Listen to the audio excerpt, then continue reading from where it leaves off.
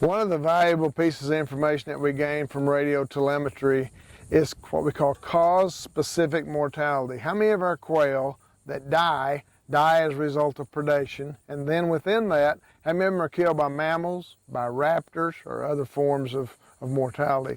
And so we're here today again with Brad Kubechka, and Brad's kind of one of our telemetry experts here.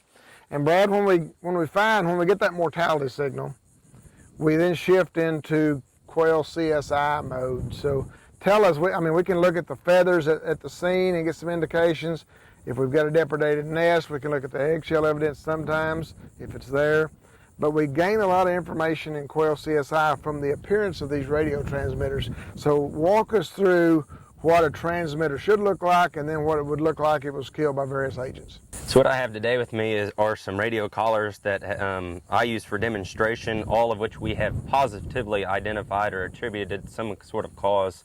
For the most part, using the collars as an index or an example of what maybe killed a bird is just an educated guess, but some of these have been positively identified, kind of dead giveaway clues, finding the collars in a raptor's nest or in a snake or something like that.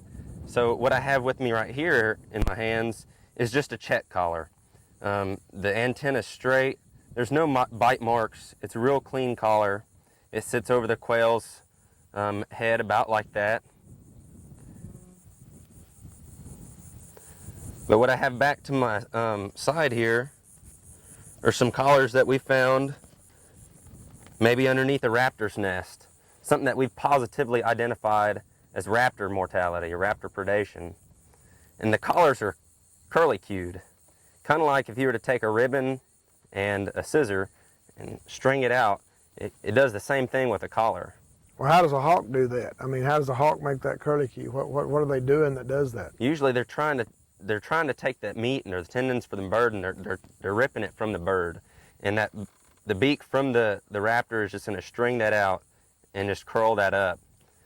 Another good idea is, there's no bite marks on this collar.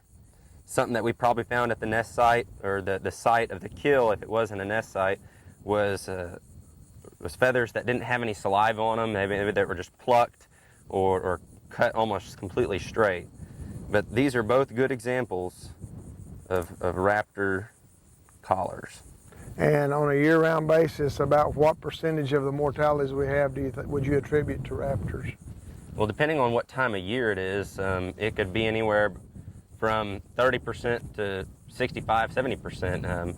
Come November or February, we would have a lot more raptor mortality because of that raptor migration. However, during the summer and spring, usually we're going to have more mammalian predation. Well, show us what we'd expect to find if it was a mammal-related kill. What I have here is a mammal kill.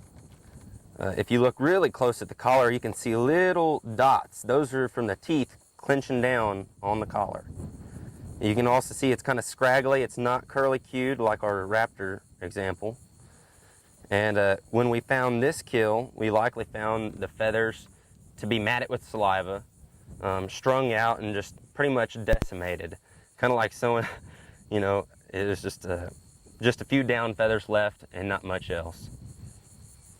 So basically, our role is to become, depending on your vintage, either Sherlock Holmes, if you're my vintage Quincy, or your vintage CSI Horatio Kane. And the point being that some critical thinking is involved in this, the powers of observation. All of these are skills that as a professional, as a coroner, if you will, we have to use to try to piece together what happened to that bird.